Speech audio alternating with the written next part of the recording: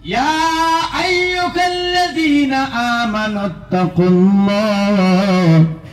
কোরআন বলতেছে ওই ইমানদার বিশ্বাসী বান্দা যারা আছে, আল্লাহ সমগ্র ইনসানকে বলেন নাই, ইনসানের মধ্যে থেকে যারা আমার বান্দা বান্দি, আমি আল্লাহকে সপ্ত আকাশের মালিক, সপ্ত জমিনের মালিক, তোমার মালিক, চন্দ্রের মালিক, সূর্যের মালিক, তারকা নক্ষত্রের মালিক, এই পৃথিবীর সমস্ত কিছুর মালিক, তোমার হায়াতের মালিক, তোমার মৌতের মালিক, রোজ কিয়ামতের মালিক, জান্নাত জাহান্নামের মালিক বলিয়া মানছ, তাদেরকে সম্বোধন করি আল্লাহ বলেন ইত্তাকুল্লাহ, ও আমার বান্দা, ও আমার বান্দিরে, তুমি আমি আল্লাহকে ভয় করো। প্রথম শর্ত আল্লাহ কি বলছেন? তুমি আমাকে ভয় করো। কাদেরকে দেখে বলছেন? সমগ্র ইনসানকে। এখানে আল্লাহ বলছেন ইয়া আইয়ুহাল্লাযীনা আমানু, যারা ঈমান আনয়ন করেছো তোমরা আমি আল্লাহকে ভয় করো, আমি আল্লাহকে ডরাও। আমরা এখন কেমন ডরাই? নামাজ পড়ি, হুজুর আমি নামাজ পড়ি, আমি আল্লাহকে ডরাই, ঠিক আছে। ও ভাই রে ভাই, ও আমার যুবতী বোন মরিয়ম গো, আল্লাহ বলেছেন নামাজ পড়ো, তুমি নামাজ পড়লা, হুজুর নিদর্শন হইল আমি আল্লাহকে ডরাই।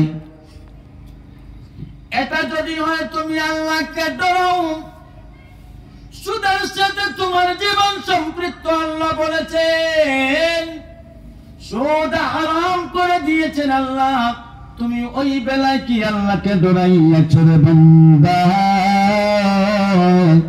যদি এমন হয় বলে হুজুর আমার ডরানোর যে ভয় ভীতির আমার নিদর্শন হলো আমি নামাজ পড়ি, আমি রোজা রাখি, আমি তাহাজ্জুদ পড়ি, জিকির আজকারে মুশকুল থাকি, ও হুজুর আমি সাথে সাথে সুদ থেকে আমার জীবনকে আমি বাঁচিয়ে নিয়েছি।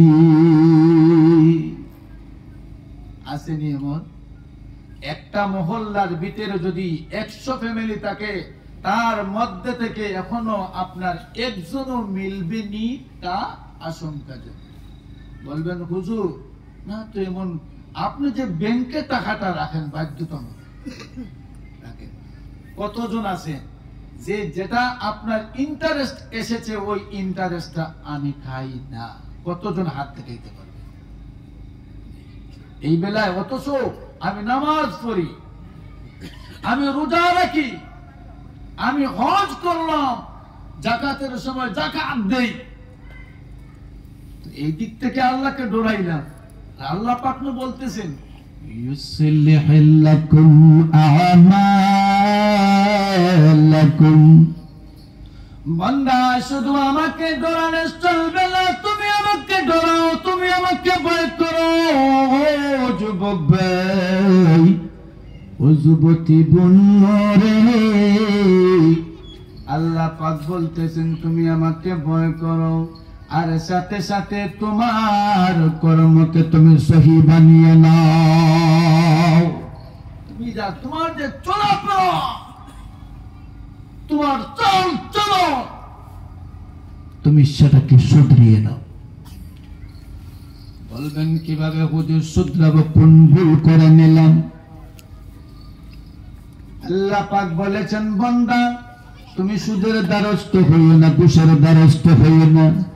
যুবক যুবতী তুমি জিনাহের কর্মতে অপকর্মতে লিপ্ত হইও না।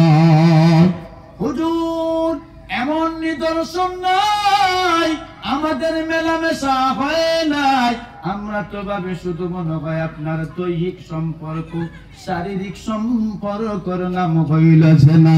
এটার জেনার কয়েকটা শাখা আছে, আমার চতুর্পাশে আলিমগণ রয়েছেন।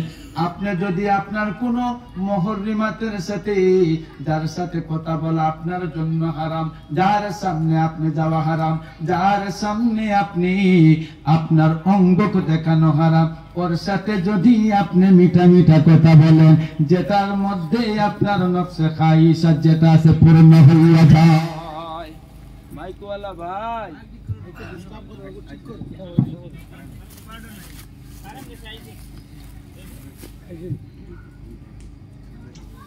তো এটা হলো অনেক আমার যুবক ভাইয়েরা নামাজ পড়ে, ভাই আমার যুবতীদের নামাজ পড়ে, রোজাও রাখে, তেলাওয়াতও করে, কিন্তু মোবাইল কানে নিয়ে তার বয়ফ্রেন্ডের সাথে এক্স ক্লাসে পড়ে, ক্লাসমেট, কার সাথে কথা বলছো?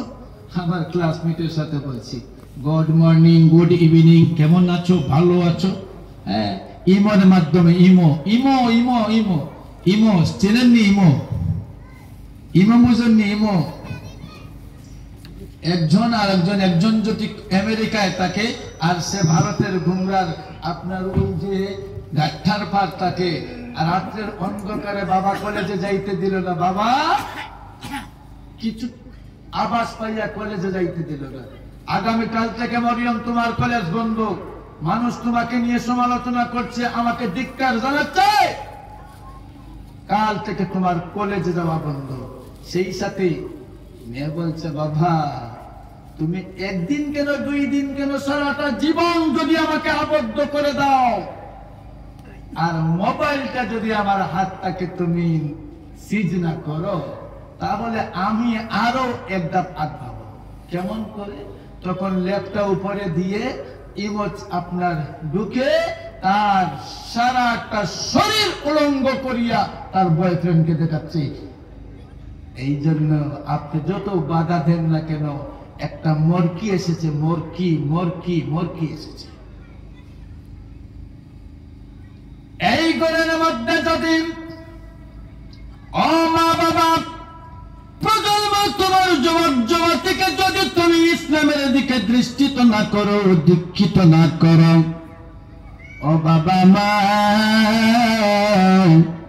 তুমি যত ইসলাম ইসলাম কোরআন কোরআন বলে তোমার বুক পাঠাও, তোমার ঘর থেকে ইসলামের অসংখ্য অগণিত মৃত লাশ বের হইয়া যাচ্ছে, তোমার খবর নাই। এমন আছে না নাই? আছে না নাই? এই জন্য আল্লাহ পাক রব্বুল আলামিন বলেন, ইউসলিহ লাকুম আ'মালাকুম, বান্দা বান্দিরে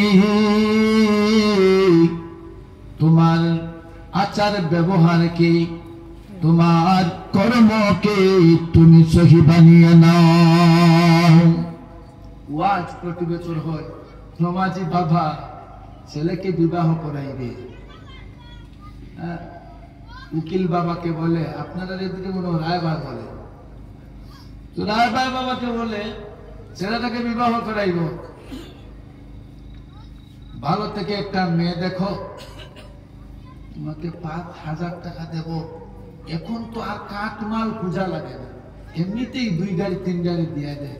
দেখো না এখনকার যুগ, ওদিকে সেদিকে ছেলে কারবার নিয়ে দৌড়াদৌড়ি করে বিজনেস নিয়ে আরো একটু ভালো হবে, তোমাকে 5,000 টাকা দেব। ওর শ্বশুর বাড়ি থেকে যদি একটা ক্যান্সার নামক বাইক তুমি লইয়া দিতে পারো। ক্যান্সার বুঝেন? পালসার, পালসার মার্কেটের বড়টা, স্প্লেন্ডার, টিভিএস, এটা মানে ক্যান্সার, ওটার নাম দিয়েছি ক্যান্সার। তুই দেখেন, বাবা নামাজ পড়ে, ছেলেও নামাজ পড়ে, এইভাবে করে আমাদের সমাজে চলছে না? না চলছে না? না। আল্লাহ রাসূল সাল্লাল্লাহু আলাইহি ওয়াসাল্লাম বলেন,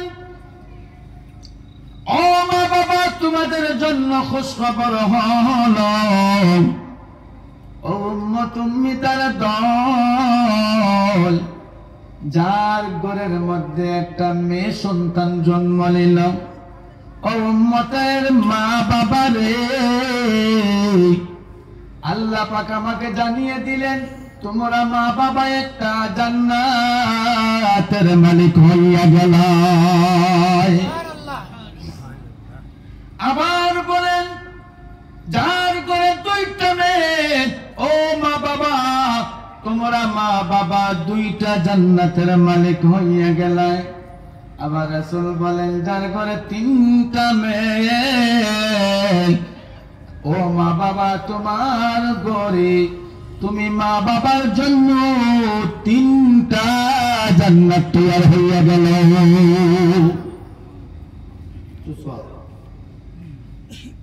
এক ব্যক্তি শুনতে শুনতে আমার একদিন কয়, হুজুর আপনারা মাইক পাওয়ার পর দেওয়ানা হইয়াছেন যে 1 মেয়ে 1 জান্নাত, 2 মেয়ে 2 জান্নাত, 3 মেয়ে 3 জান্নাত আপনারা বক্তব্য দেন, তারপরে 3 মেয়ে 3 গজব হইছে। আমি কইলাম কেমন করে? কইেন না, আল্লাহ আমাকে 4টা মেয়ে দিয়েছে। প্রথম মেয়ের বিবাহের সময় আমার ক্ষেতের জমি বিক্রি করে দিয়েছি, না জানি 2 নম্বর মেয়ের বিবাহের সময় যদি আমার বিটাটা বিক্রি করা লাগে, এরপরে আমি কার আপনার উঠানে, কার বারান্দায়, কার দোকানের বারান্দায়, না রাস্তায় আমার শয়নের জায়গা হবে আল্লাহ জানে। পরিস্থিতি আজকে যেখানে আল্লাহ রাসূল বলছেন 1 মেয়ে জান্নাত, 2 মেয়ে 2 জান্নাত, 3 মেয়ে 3 জান্নাত, আজকে মুসলমান যারা বাবা হয়েছে, ছেলের বাবা, তোমার দুষ্টামির কারণে 1 মুসলমান মেয়ের বাবা হইয়া আজকে বলছে জান্নাত নয় হুজুর গজব। এটা কে বলাচ্ছে? কে বলাচ্ছে? আজকে মুসলমান, আমার প্রথম দিকে আমি বলেছি, মুসলমান নির্যাতিত, পদদলিত, লাঞ্ছিত, বঞ্চিত, নিপীড়িত, একমাত্র কারণ মুসলমান তার জন্য দায়ী। আজকে আপনি এক মুসলমান এমন একটা কারবার করলেন, এমন একটা ব্যবহার করলেন, যার কারণে আপনার ভাই রসুলের আদেশকে, রসুলের বাণীকে অস্বীকার করে উড়িয়ে দিচ্ছে। এমন আছে না নাই? আছে না নাই? আপনারা একবারে হেন করে বসে আছেন, আছে না নয়? প্রথমে আমি বলেছি ভাই, ওয়াজ তো প্রতি বছর হয়, প্রতি ঘরে ঘরে হয়, মহল্লাতে হয়, মসজিদে হয়, মক্তবে হয়, মাদ্রাসায় হয়, সংগঠনের মাধ্যমে হয়। ওয়াজ করানো হলো, প্যান্ডেলওয়ালায় কিছু দেখা নিল, মাইকওয়ালা ভাই কিছু নিল, আমরা যারা অতিথি হয়ে আসি আমাদের প্যাকেটের মধ্যে হাত দিয়ে শুরু কিছু বরিয়া দিয়ে দিলেন, আমরা চলে গেলাম। আপনাদের কি ফায়দা? কি ফায়দা? আজকে মুসলমান সামনে রমজানের মাস আসতেছে, ওই দিক থেকে আপনার আলোচনা হয় না, আমি অনেক আগে এসেছি। আজকে মুসলমান ইফতারি জোরপূর্বক না এটা ইচ্ছাপূর্বক? জোরপূর্বক না ইচ্ছা? ইচ্ছার উপর নির্ভর করে মেয়ের বাড়িতে, ভাতিজির বাড়িতে, ভাগিনীর বাড়িতে আপনি দেবেন আপনার ইচ্ছায়, না আপনার বিয়াই আপনাকে আলটিমেটাম দিয়ে ইফতারি উদ্ধার করবে, যে আপনাকে ইফতারি দিতেও হবে, নতুবা আপনার মেয়ে ঈদের পরের দিন আপনার গলায়, এমন বলতো? আপনার ইচ্ছা, যদি পারে তাহলে আপনি দেন। এখন তো আর বলা লাগে না। যেই মাত্র প্রতিদিন, প্রতি রমজানে বাবা ইফতারের খানসা মেয়ের বাড়িতে পাঠায়। 1 বছর বাবা হসপিটালে, 28 রমজান চলে এসেছে, মেয়ের বাড়িতে ইফতারি যায়নি। শাশুড়ি আম্মা বলতেছে, রুমি তোমার নানি মনে হয় এবার মারা গেছে। এমন আছে না নাই? আছে না নাই? ওই সময় রুমির মা যখন শাশুড়ি আম্মা এই কথা বলছে, ইফতারি না আসার কারণে পুকুরের পারে মোবাইলটা নিয়ে বলতেছে, আম্মা গো আমি জানি আমার আব্বু অসুস্থ, হসপিটালের মধ্যে, কোনো উপায় নাই, আমার বাড়িতে ইফতারি নিয়ে আসে। আগামীকালকে 29 রমজান, যদি আল্লাহ করেন তাহলে 30 হবে। আগামীকাল যদি আমার ইফতারি পাঠিয়ে না দাও ও আম্মু গো, এরপরের দিন আমার ভাই বাবাকে বলিও আমার জানাজার নামাজে শরীক যেন হয়। এই কথা দিয়ে বোঝায় যদি আগামীকাল ইফতারি না আসে, রাত্রিতে আমি আমার গলায় ওই গামছা বাঁধিব, ওড়না বাঁধিব, শাড়ির আঁচল বাঁধিব, নতুবা বিষ আমার মুখে দিয়ে আমি আত্মহত্যা করব। এই খবর পাইয়া মা পাগলের মতো পাশের বাড়িতে নিজের নাকের ফুলটা বিধবা হইবার আগে বিধবা নিজে হইয়া গিয়েছে। নাকের ফুলটা দিয়ে বলছে, ভাই যদি যথাসময়ে টাকা দিতে পারি না, এতদিনের ভিতরে আপনি ফুল পাইছেন, 1000 টাকা দেন, ওই টাকাটা আপনার দিয়া ইফতারি কিনিয়া জিলাপি নিমকি এই সমস্ত সাজাইয়া মেয়ের বাড়িতে নিয়ে গেছে। ইফতারি সামগ্রী পাইয়া মেয়ের বাড়িওয়ালা খুব খুশ। খুশ আছেন না বেজা? খুশ আছেন না বেজা? নবীজি বলেন, উম্মতের দল, আজকে লাঞ্ছনা বঞ্চনা নিপড়ে না। আজকে এত কিছু হইতেছে কারণ মুসলমান তোমাদের দোয়া কবুল হচ্ছে না। বিশ্বের প্রতিটা মসজিদে জুম্মার নামাজ আনতে প্রতিটা ওয়াক্তে নামাজের পর একদল বাহিনী আছেন, দোয়া করে, আল্লাহ বিশ্বের সমুদায় মানব সম্প্রদায়ের মধ্যে আপনি শান্তি প্রতিষ্ঠিত করিয়া দাও। এরপরেও দোয়া কবুল হইতেছে না। নবীজি বলেন, 3 ব্যক্তির দোয়াকে ফেরত দেওয়া হয় না উম্মত। এর মধ্যে এক ব্যক্তি হইল, তার ঘরের মধ্যে খাওয়ার সামগ্রী দ্রব্য রয়েছে, খাওয়ার দ্রব্য আছে, অথান দ্রব্য আছে, পান করার পানীয় রয়েছে, শরবত রয়েছে, বিভিন্ন সামগ্রী রয়েছে, উত্তপ্ত গরম। তার গলাটা শুকিয়ে নিয়েছে, এরপরও পান করলো না। পেটের বুকার দায় চটপটি করতেছে, এরপরও মুখের মধ্যে খানা দিল না। চাইলে দরজা জানালা বন্ধ করিয়া এলাকার কোন মানুষ জানবে না, সে খাইতে পারত, পান করতে পারত। আমার ফেরেশতার দল, আমার বান্দা কার ডরে পান করলো না, কার ডরে তার মুখের মধ্যে খানা নিল না। ফেরেশতারা বলেন, আল্লাহ একমাত্র আপনার ডরে, আপনার ভয়ে আপনার বান্দা খানা পিনা থেকে বিরত থাকলো। আল্লাহ পাক রব্বুল আলামিন বলেন, আমার বান্দা আমার বান্দি সারাদিন সে উপবাস থাকলো, ঘরের মধ্যে খানার ব্যবস্থা আছে, পানির ব্যবস্থা আছে, খান খাওয়াইলো না, পানও করলো না আমার ডরে। আর ইফতারি সামগ্রী লইয়া সামনে লইয়া এখনো অপেক্ষায় আছে কখন মাগরিবের আযান হবে, এরপরে সে রোজা ত্যাগ করে খানা মুখ দিবে।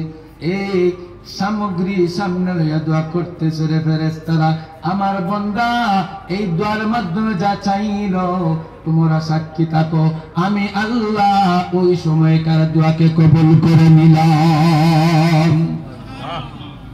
এখন ওই যে বিহাইর বাড়ির থেকে যাতনা দিয়া ওই ইফতারি সামনে লইয়া যদি দোয়া করে, সেই দোয়া কি কবুল হতে পারে? বলা হয়েছে, একটা মিসালার মধ্যে পেয়েছি, আল্লাহর এক ওলি বলতেছেন, ওই যে যাতনার মাধ্যমে যে ইফতারিটা আনা হলো, হ্যাঁ খুশি হয়ে আনিয়ে দিতেছেন, একবার কেন 10 বার খাওয়া, অসুবিধা কিসের? ওই যাতনা দিয়ে যে ইফতারি সামনে নিয়ে আপনি ইফতারি করলেন, দোয়া তো কবুল হলো না।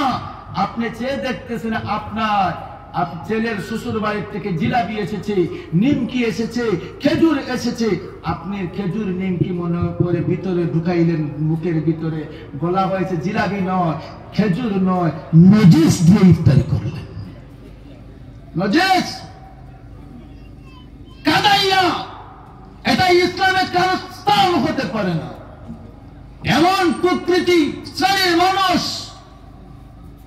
এরা মুসলমান হতে পারে না, এরা আদর্শ নবী মদিনাওয়ালা নবীর উম্মতের মধ্যে সে হতে পারে না। হে ফিরআউন, নমরুদ, হামান, উতবা, সাইবা অন্তর্ভুক্ত কিয়ামতের দিন হবে। কারণ হলো ওরাই কি আর শরম পাচ্ছে, বলে আমরা চাইতে আমরা হেরিয়ে দিচ্ছি। এইভাবে চলছে না না ভাই সমাজের মধ্যে? ওই জন্য আল্লাহ পাক রব্বুল আলামিন বলেন, এখন দুনিয়ার সমগ্র মানুষ একবারে আপনার 100 বয়সের বয়স থেকে শুরু করে কথা বলতে পারে, সবাইকে যদি আপনি বলেন 100 বয়সে যিনি আছেন তিনিকে গিয়ে যদি বলেন, বাবা আপনার বয়স 100 হয়েছে, আপনাকে নিয়ে একটা দোয়া করি যেন আগামী কাল জুমার দিন কিংবা তো 1 সপ্তাহ পর জুমার দিন যেন দিনটা ভালো, শবে বরাতের মাস চলছে, আল্লাহ যেন আপনাকে উঠিয়ে নেয়, কি বলবে না? বলবে বাবা রে, ছেলে পেয়েছি, ছেলের ঘরের মধ্যে আল্লাহ একটা নাতি দিয়েছি, আমার জন্য দোয়া করো, আমি যেন ওই নাতির ঘর থেকে একটা পন্থীর মুখ থেকে মরি। এমন হয় না? এমন হয় না? এখন পর্যন্ত কেউ পাইছেন 100 টাকা ইমাম সাহেবের হাতে দেখো, আর জানি মানে না, ছেলেও ভালো পায় না, মেয়েও ভালো পায় না, আপনি আজকে এমন একটা দোয়া করেন যাতে আগামী কালকে আমি কবরে চলে যাই। এমন দুঃখে হয় কোন সময় ছেলের যন্ত্রণা, বউয়ের যন্ত্রণা, মরি দিতাম কি পারবো, আল্লাহ আমার মৌত না এনে আবার কই আল্লাহ যদি কবুল করিও না, এটা দুঃখ হচ্ছে। এখন উপর তারা আপনার কিলা রড বাবা এরকম ঠিক করতে হবে। সবাই চায় যেন তার হায়াত বেড়ে যায়, এমন আছে না? নাই, সবাই চায়, একবারে সব ক্যাটাগরির সবাই চায় তারা যেন হায়াত বেড়ে যায়, ছেলে হোক, মেয়ে হোক, বৃদ্ধ হোক, বৃদ্ধা হোক। আবার সবাই চায় শান্তির জীবন না অশান্তির জীবন চায়। আপনার কোন মানুষ বিবাহ করেছে 20 বছর 25 বছর হয়ে গেছে, একটা দিনও স্ত্রীর সাথে কোনো যানজট ঝামেলা হয় নাই, তার পাশের ঘরে প্রতিদিন আপনার উহুদের যুদ্ধ, বদরের যুদ্ধ চলে, সে কি দোয়া করে বলে আল্লাহ, পাশের ঘরে প্রতিদিন তারা স্বামী স্ত্রী দোয়া করে, আল্লাহ আগামী কালকে যখন 10টার পর হবে রাত্রে, তখন যেন আমি এবং আমার স্ত্রীর মধ্যে আল্লাহ ইসরায়েলি যুদ্ধ শুরু হয়। দোয়া করবনি কোনো পাগল ছাড়া কেউ দোয়া করবনি, পাগল ছাড়া কেউ দোয়া করবনি ভাই, বলে আল্লাহ আমার স্ত্রীকে আমার অবাধ্য বানিয়ে দাও, ছেলেকে অবাধ্য বানিয়ে দাও, মেয়েকে অবাধ্য বানিয়ে দাও, আল্লাহ আমার গাড়িটা যেন অ্যাক্সিডেন্ট করে আমি মরে যাই, গাড়িও শেষ হয়ে যায়, আল্লাহ আমার দোকানে এত কাস্টমার, আল্লাহ কাস্টমার যেন আর না আসে। চায়নি কেন? চায়নি, সবাই চায় সুখময়ী শান্তময়ী, তার মনে যা চায় তা যেন সে পায়। যদি এমন হয় যে হায়াতেও চাও, সুখের জিন্দেগিও চাও, আল্লাহ বলছে তোমাকে সুখের জিন্দেগি দেওয়া হবে। সুখের জিন্দেগি কোনটা, পবিত্র জিন্দেগি কোনটা? যেমন আমরা দেখেছি, যাকে তার কথা বলছি, রাঙ্গাউটি হুজুর রহমতুল্লাহি তাআলা আলাইহি, আল্লাহ উনার কবরকে যেন জান্নাতের গুলজার বানিয়ে দেন, বলুন আল্লাহুম্মা আমিন। কেউ কি সংখ্যা পেয়েছেন যে জনজান নামাজে কত মানুষ হয়েছেন? এমন জীবন করহ গঠন, মরিলে হাসিবে তুমি, কাঁদিবে ভুবন। এমন একটা জীবন গঠন করছে, খান্দিয়া খান্দিয়া কৈলাসরটা কি আর আশা লাগছে, খান্দিয়া খান্দিয়া কৈলাসরটা কি আমি নয়, হাজার হাজার মানুষ গাড়িতে জায়গা নাই লটকি আছে, ট্রেনে জায়গা নাই লটকি আইছে।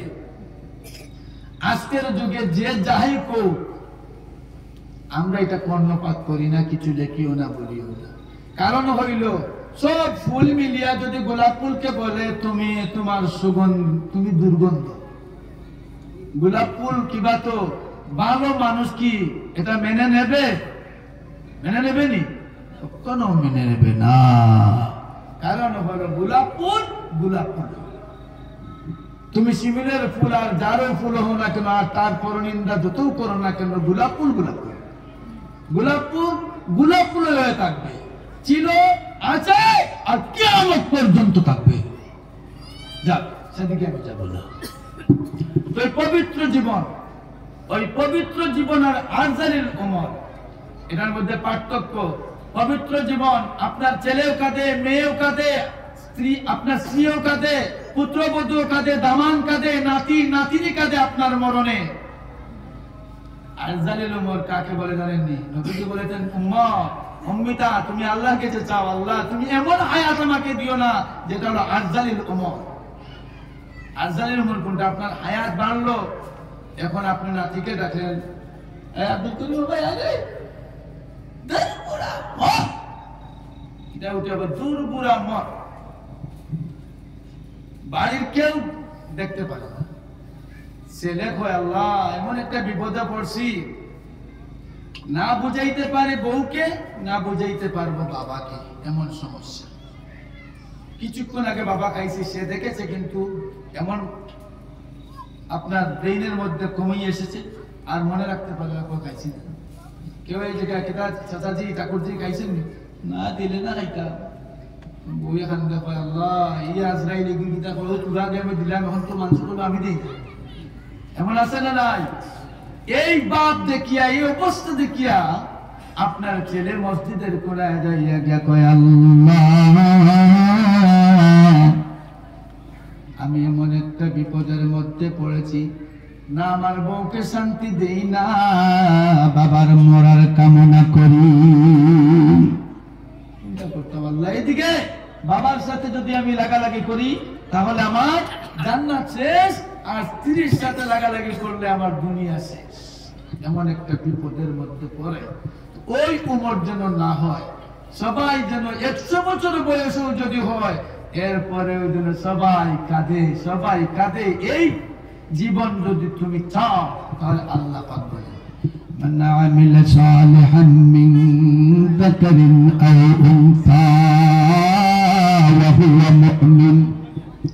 আল্লাহ পাক রব্বুল আলামিন বলেন আমার পঠিত আয়াতের মধ্যে যে আয়াতটা আমি পাঠ করেছিলাম ওই আয়াতের মধ্যে আল্লাহ পাক বলে তুমি নেক আমল করো, পুরুষ হও আর মহিলা হও, তাহলে এই নেক আমলের মাধ্যমে আল্লাহ পাকের ডায়েরির মধ্যে তুমি মুমিন বলিয়া গণ্য হইবা।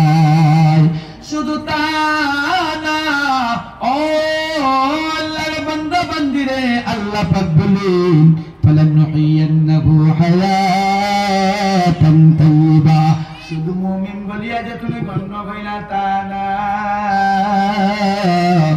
মুমিন বলিয়া গণ্য হইলে কি সুবিধা হয় জানো? লা তাহিনু ওয়া লা তাহজানু ওয়া আনতুমুল আ'লাউনা ইন কুনতুম মুমিনিন। আল্লাহ পাক বলেন তোমার নেক আমলের কারণে আমি আল্লাহ তোমাকে মুমিন মুমিনাদের মধ্যে গণ্য করিয়া লইলাম। আর মুমিন হওয়ার পর বান্দা আমার বান্দিরি ইহ জগতে পর জগতে তোমার কোনো ভয় ভীতির কারণ নাই, কোনো চিন্তার কারণ নাই। মুমিন মুমিনদের জন্য উদখুলুহা বিসালামিন আমিনিন। জান্নাতের 8টা দরজা আপনার জন্য অপেক্ষা। আপনার শুধু মরা হতো, শুধু মৃত্যু হতো, যেই দিন তোমার মৃত্যু হইয়া যাইবে ওই জান্নাতের 8টা দরওয়াজা তোমার রূহকে সম্বোধন করে আহ্বান করবে, আসো আসো। এরপরও শেষ নাই, আল্লাহ পাক বলেন নেক আমলের কারণে আর বদ আমল করার কারণে ও আমার বান্দা বান্দিরি ফালানুহিয়ান্নাহু হায়াতান তাইয়্যিবা। আমি আল্লাহ ওয়াদা করতেছি বান্দা বান্দির তোমাকে আমি পবিত্র জীবন দেব, হায়াত দেব, এবং তোমার ছেলে, তোমার মেয়ে, তোমার স্ত্রী, তোমার ভাই, তোমার সমস্ত সম্পর্কের, তোমার মহল্লার মানুষ, গোটা দেশের মানুষ তোমাকে যারা পরিচয় করতে পারে সবাই তোমার জন্য দোয়া করবে, আশীর্বাদ করবে। এমন জীবন আমি আল্লাহ দেব। সেই জীবন পাইতে রাজি আছেন ভাই ইনশাআল্লাহ? কারা কারা রাজি আছেন একটু হাত উঠাই দেখা। মাশাআল্লাহ, নারায়ে তাকবীর। সেই নেক আমলের মধ্যে প্রথম আমল হলো যে মুমিন এবং মুমিন যারা না তাদের মধ্যে একমাত্র পার্থক্য হলো নামাজ। কি পার্থক্য? যারা মুমিন তারা কি করেন দেখি বলুন, যারা নামাজ পড়েন তারা কি করেন বলুন।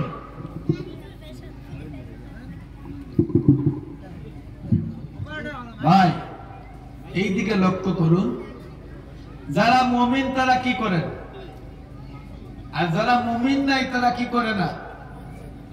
যারা মুমিন তারা কি করেন? নামাজ পড়েন। কি পড়েন? নামাজ পড়েন। তার প্রথম পরিচয় হলো যে যে মুমিন সে কি পড়বে? জুড়ে সুরে কি করে? সবাই একসাথে বলুন, কি পড়বে? নামাজ। হুজুর আগামীকাল যদি আমাকে কইব হুজুরের মাহফিলে নামাজ নামাজ কইলে নামাজ পড়বো তো ইনশাআল্লাহ। হাত উঠাইয়া দেখান, নামাজ পড়বো তো ইনশাআল্লাহ। ঘরে নামাজ পড়বো, কই পড়বো? কই পড়বো? মসজিদে পড়বো ইনশাআল্লাহ। মসজিদে ইনশাআল্লাহ পড়বো তো ইমামের পিছনে। আমি হাদিস আরবি বলছিলাম, বাংলায় সময় কম। আল্লাহ রাসূল বলতেছেন পুরুষের নামাজ মসজিদ ছাড়া কোনো নামাজ নাই, কোনো নামাজ নাই, কোনো নামাজ মসজিদ ছাড়া পুরুষের কোনো নামাজ নাই। অর্থাৎ বাড়িতে নামাজ হবে না, হবে না, হবে না। আপনি ইল্লা আপনার কয়েকটা কারণ আছে, এই কারণ ছাড়া আমরা নামাজ মসজিদে পড়বো। এই মসজিদে যখন নামাজ পড়বো, মসজিদ কার ঘর? কার ঘর? আল্লাহর ঘর। আমার ঘর মুমিনের, আমার মুমিন যে তার নিজের ঘরের চাইতে আপনার কার ঘর দিয়ে মহব্বত হওয়া দরকার? আল্লাহ। ইন্নামা ইয়া'মুরু মাসাজিদাল্লাহি মান আমানা বিল্লাহি ওয়াল ইয়াউমিল আখির। আল্লাহ পাক রব্বুল আলামিন বলেন, যারা আমি আল্লাহকে বিশ্বাস করো আর কিয়ামতের দিনকে বিশ্বাস করো, তাদের নিদর্শন হইল আমার ওই বান্দা বান্দি দুনিয়াতে মসজিদ বানাইবে, মসজিদ সুন্দর করবে। নবীজি বলেন, মান বানা লিল্লাহি মাসজিদান বানাল্লাহু লাহু বাইতান ফিল জান্নাহ। উম্মতের পুরুষ মহিলার দল, তোমরা যদি মসজিদ দুনিয়াতে বানাও, মসজিদ সাজাও, মসজিদের সাথে সম্পর্ক রাখো, তাহলে আল্লাহ পাক রব্বুল আলামিন তোমাদের জন্য জান্নাতের মধ্যে একখানা বালাখানা তৈরি করবেন। কারা চান যে ইনশাআল্লাহ আমাদের জন্য আমাদের নামে জান্নাতের মধ্যে একখানা ঘর হয়ে যাক? হাত উঠাইয়া দেন। মাশাআল্লাহ, নারায়ে তাকবীর, নারায়ে তাকবীর। কার মা নাই, কার বাবা নাই, একটু হাত উঠিয়ে দেন। আমি চাইছি মসজিদের জন্য